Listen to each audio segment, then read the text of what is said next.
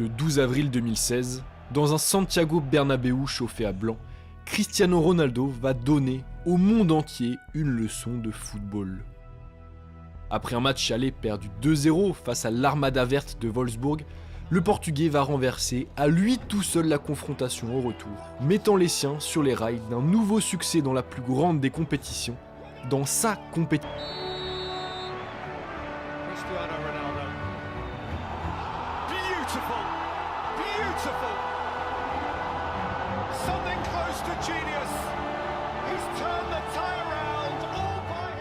Retour dans cette vidéo sur la très grande histoire d'amour entre CR7 et la LDC, compétition dont il est aujourd'hui assurément le plus grand joueur de l'histoire. C'est parti générique.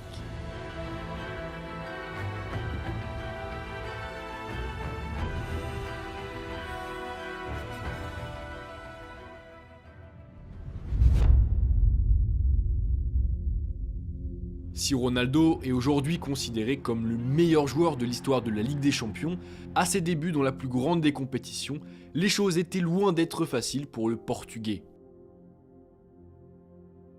Apparu 33 petites minutes en C1 sous le maillot du Sporting face à l'Inter en 2002, dans un barrage qui verra finalement les Lions s'incliner sur l'ensemble des deux matchs, le jeune crack doit attendre plus d'1 an et un transfert en fanfare à Manchester pour entendre à nouveau la douce musique européenne. Mais encore une fois pour lui, l'expérience en Ligue des Champions va être un échec. Trop tendre, trop superflu dans son jeu malgré des qualités indéniables et une panoplie de dribbles qui font lever les foules, Ronaldo fait chou blanc face à Stuttgart, aux Rangers et au Panathinaikos en poule malgré une première place obtenue, avant d'assister impuissant et sur le banc avant de se blesser, à l'élimination des siens en 8e de finale face au terrible FC Porto de José Mourinho qui douche Old Trafford à la 89e minute de jeu sur une erreur d'appréciation de Timo Ward.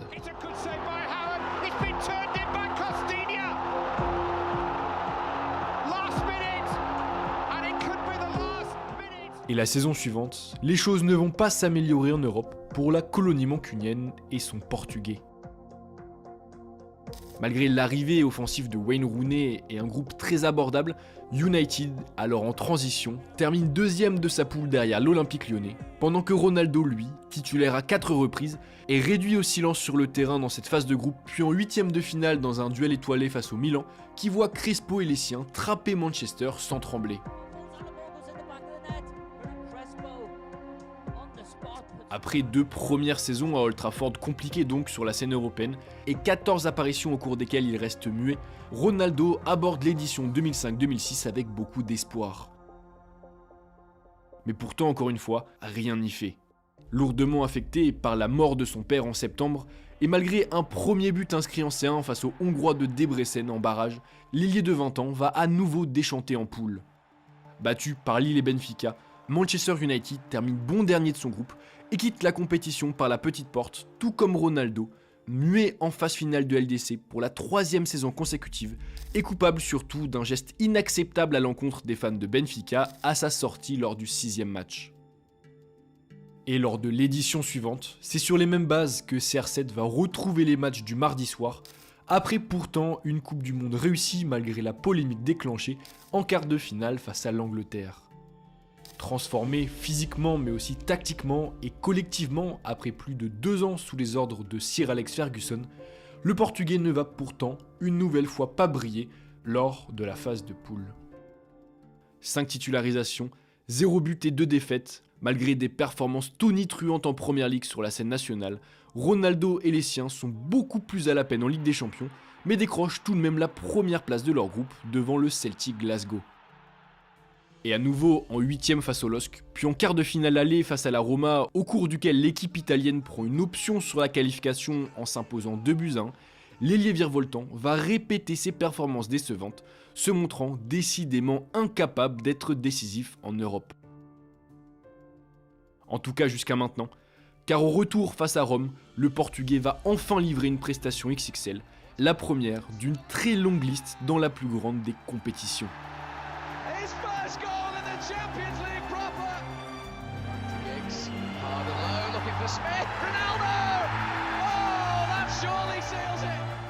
Plus mature et plus efficace balle au pied, Plus intégré aussi au collectif mancunien et enfin plus tueur et décisif dans une surface qu'il squatte désormais beaucoup plus, Ronaldo claque 2 buts et une passe décisive face à la Roma et envoie les siens en demi-finale de la Ligue des Champions pour la première fois depuis 5 saisons.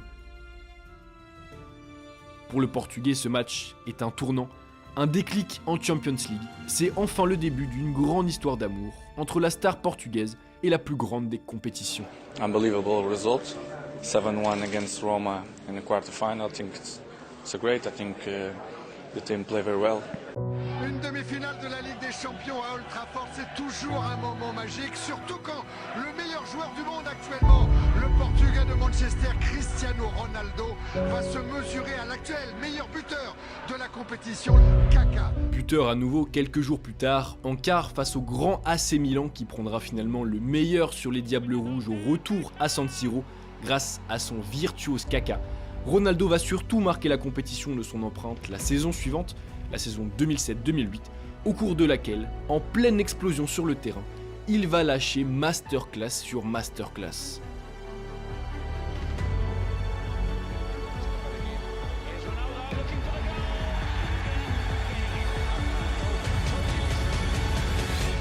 Cristiano Ronaldo.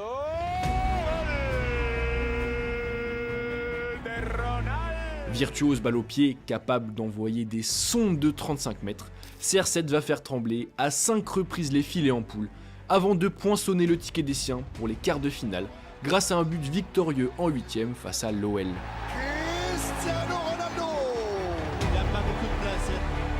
Et rebelote en quart face à la Roma pour le Portugais, qui ouvre la voie aux siens grâce à un but hors série inscrit avant la mi-temps. Un but complètement fou, notamment quand on regarde à nouveau les images. Hop, au moment du centre, il est même pas dans le champ de la caméra, et pourtant il claque une tête magistrale. Impossible après ce chef-d'œuvre de perdre, United plie la Louve 3-0 sur l'ensemble des deux matchs, puis sort au tour suivant le Barça sur le plus petit des scores, et malgré un pénalty manqué de Cristiano, pour atteindre la finale de la Ligue des Champions, une première depuis 1999, une première tout court pour son meilleur buteur. We speak about that every day. The life is very, very exciting. And we deserve to be in the final. The finals is for win, it's not for play, it's for win. Et à nouveau dans l'arène Luzhniki de Moscou, Ronaldo va allumer la première mèche d'une facilité déconcertante, mettant Manchester sur les rails d'un succès finalement décroché au tir au but.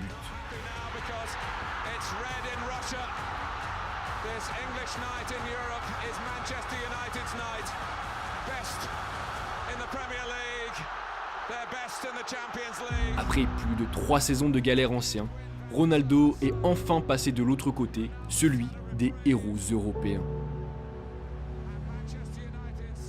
Meilleur buteur de la compétition cette saison-là, il est surtout devenu, par la même occasion, le meilleur joueur au monde. Handicapé l'année suivante par une blessure à la cheville qui lui vaudra une opération l'été, Ronaldo connaît logiquement une première partie de saison 2008-2009 compliquée et ne marque pas en poule, mais fort d'un ballon d'or glané en décembre, son premier, le Portugais va sublimer son aura européenne en claquant en 8ème, en quart puis en demi des buts splendides mais surtout cruciaux, validant la victoire face à l'Inter, qualifiant ensuite les siens face à Porto, d'un but stratosphérique qui remportera ensuite le prix Puskás, avant d'assurer enfin la qualification des siens pour la finale grâce à un doublé à l'Emirates Stadium.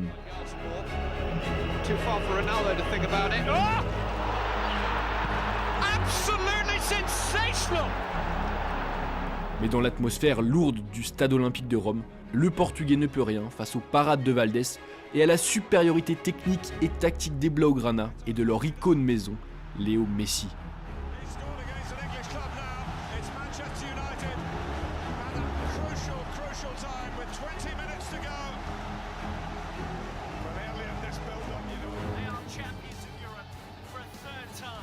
À la suite de ce nouveau parcours fantastique et malgré la défaite en finale, Ronaldo, considéré alors par beaucoup comme le meilleur joueur au monde, quitte à l'été le brouillard anglais pour la chaleur madrilène, devenant par la même occasion l'homme le plus cher au monde.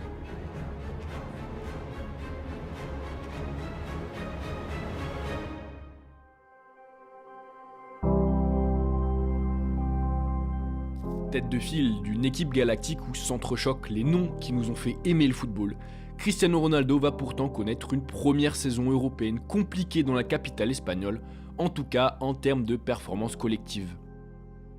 Car si CR9 à l'époque fait le job individuellement, avec 6 buts en poule et un 7ème but inscrit au tour suivant, la Maison Blanche quitte elle la scène européenne dès les 8ème, une première depuis 3 saisons pour le Portugais, qui reviendra tout de même l'année suivante, plus revanchard que jamais sous les ordres de José Mourinho, inversant l'histoire dans un nouveau 8ème face à Lyon, où ces 2 passes décisives permettent à Madrid de claquer l'OL 3-0 au retour.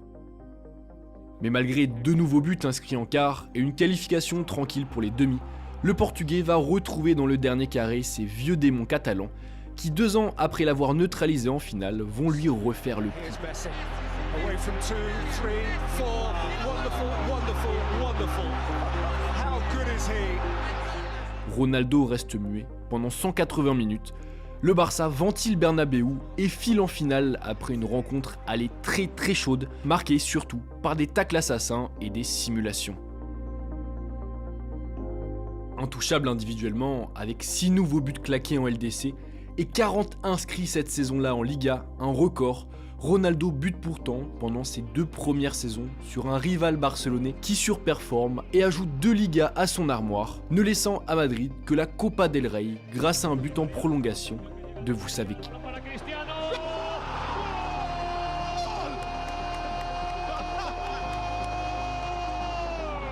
Et 2 fois n'est pas coutume pour le Real et Ronaldo, puisque les 2 saisons suivantes vont ressembler peu ou prou à la même chose en Ligue des Champions. Le Portugais va marquer beaucoup contre tout le monde, 10 puis 12 buts, mais Madrid va chuter inlassablement, tombant à chaque fois aux portes de la finale face à des équipes tout simplement plus fortes. En 2012 d'abord, dans un affrontement homérique face au Bayern, au cours duquel Ronaldo pensait avoir fait le plus dur en claquant un doublé au retour après une défaite 2-1 à l'aller, avant finalement que les Munichois ne s'imposent au tir au but. Puis en 2013 ensuite, lorsque le Real a été dynamité par le quadruplé d'un tueur polonais. Ronaldo avait pourtant offert en 2013 en poule la victoire aux siens au bout du temps additionnel face à City, avant de planter un triplé face à l'Ajax, d'écœurer l'autre Manchester en 8ème, puis Galatasaray en quart en marquant à l'aller et au retour lors des 2 confrontations. Mais rien n'y fait, ça ne veut pas pour le Real version Ronaldo, enfin jusqu'à maintenant.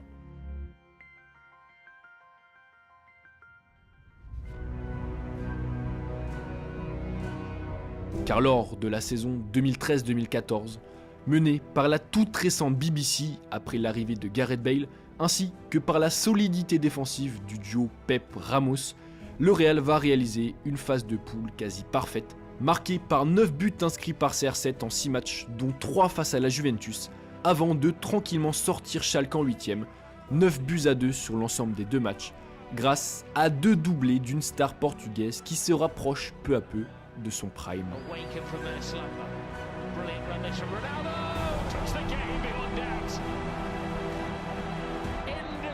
Alors que les quarts de finale n'ont toujours pas été joués, Ronaldo compte alors déjà 13 buts marqués dans cette édition, soit seulement un de moins que le record de buts inscrits en Ligue des Champions sur une saison, jusque-là détenu par Lionel Messi, un record qu'il va égaliser en quart aller lors d'une victoire fleuve 3-0 face à Dortmund, puis qu'il va battre grâce à un doublé en demi face au Bayern de Pep Guardiola, que le Real Madrid va terroriser 4-0 à l'Allianz Arena.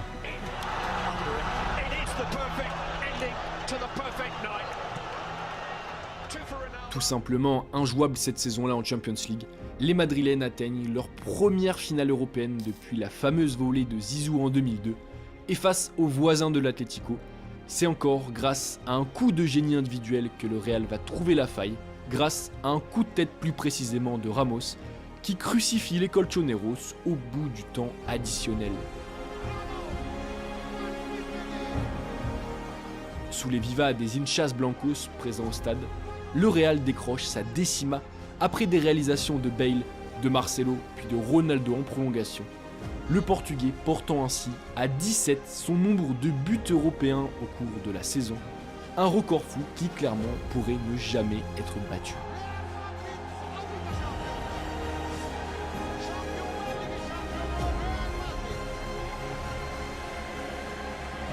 Et si 2014-2015 va voir les champions en titre s'arrêter aux portes de la finale, malgré 10 nouveaux buts claqués par Ronaldo, qui devient par la même occasion le meilleur buteur de l'histoire de la compétition, la saison suivante va voir CR7 passer un nouveau cap en Ligue des Champions, en inscrivant d'abord 11 buts en 6 matchs de poule, en débloquant ensuite le 8e face à la Roma d'un superbe enchaînement, puis en réalisant enfin un quart de finale retour flamboyant face à Wolfsburg, après pourtant une défaite 2-0 à l'aller. Carvajal, who's been able to advance and played in for Cristiano Ronaldo to score. Mountain to climb, they've hit the peak already, and it's Cristiano Ronaldo. Beautiful, beautiful. Something close to genius. He's turned the tie around all by his... Héroïque, Cristiano porte ainsi les siens vers leur 6e dernier carré consécutif. Un exploit sensationnel qu'un chef-d'œuvre de Gareth Bale va sublimer en demi, avant, en finale, que le natif de Madère n'offre aux siens la victoire au tir au but dans un nouveau derby madrilène. It's Ronaldo. It is Real Madrid who win the UEFA Champions League.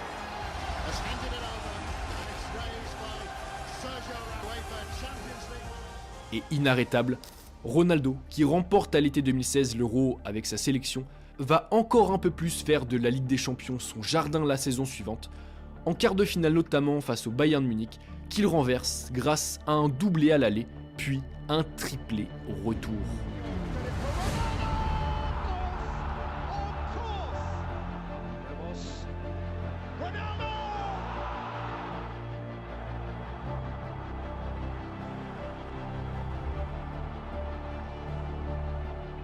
Un triplé, c'est d'ailleurs le tarif que le Portugais imposera en demi-allée à l'Atlético, qui malgré un match retour probant, dit adieu au totem suprême sous la pression de Ronaldo, tout comme en finale la Juventus Turin fait ses 4-1 après un nouveau doublé de celui qu'on appelle désormais Mr. Champions League. Cutting it in for Ronaldo! Second goal for him! Third for Real Madrid! And they have taken total control! 12 buts dans cette édition, 3 face à Jan Oblak, 5 face à Manuel Neuer, et surtout une barre des 100 pions explosée en Ligue des Champions. Ronaldo confirme cette saison-là que la C1 est sienne, que la coupe aux grandes oreilles est sa propriété, et la saison suivante il va encore une fois un peu plus le confirmer, puisque pour la 3e fois consécutive, la Ligue des Champions restera à nouveau dans le musée du Real Madrid, après un nouveau parcours historique. Deuxième de sa poule, derrière Tottenham malgré 9 buts de Cristiano, la Maison Blanche en remet en 8e à son Portugais qui inscrit un doublé à l'aller, puis un but au retour à Paris pour renverser le PSG, avant qu'en quart, CR7 n'oblige le Juventus Stadium à s'incliner face à sa grandeur.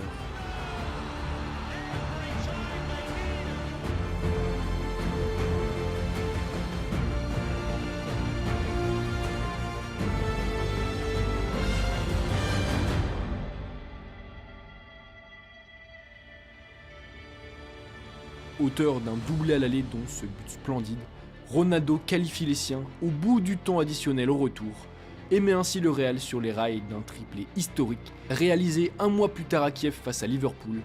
Un nouvel exploit sensationnel, l'occasion pour Ronaldo de partir de la capitale espagnole au sommet. Fue muy bonito estar en el Real Madrid. ¿Suena a despedida esto o no? No, yo he disfrutado de este momento con mis compañeros. Los próximos días sí daré una respuesta. Plus grand joueur de l'histoire de la Ligue des Champions, c'est avec l'envie de gagner un 6e trophée que Ronaldo rejoint la Juventus à l'été 2018, une Juventus qui n'a plus soulevé le Saint Graal depuis 1996.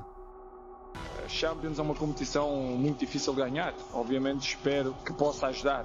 Mais dans une équipe turinoise en difficulté économique et sans projet clairement défini, Cristiano va connaître des aventures européennes décevantes avec Turin, puisque sous son égide, jamais les Turinois ne passeront les quarts de finale de la compétition, malgré quelques coups d'éclat dont lui seul a le secret, notamment en 2019 face à sa victime préférée l'Atlético, après avoir pourtant perdu l'aller 2-0. Calcio di rigore per la Juve! Calcio di rigore per la Juve! Attenzione, arte Cristiano! Sì! l'Ajax, Lyon, puis Porto, la Juve version Ronaldo n'y arrive donc pas sur la scène européenne et voit le Portugais, auteur de 14 nouveaux buts en C1, quitter l'Italie par la très petite porte après seulement 3 saisons, un scénario qui se répétera moins d'1 an et demi plus tard du côté de Manchester, qui malgré 6 nouvelles réalisations de CR7 en Ligue des Champions, ne passera pas les 8e de finale d'une compétition que Ronaldo n'a depuis plus connue.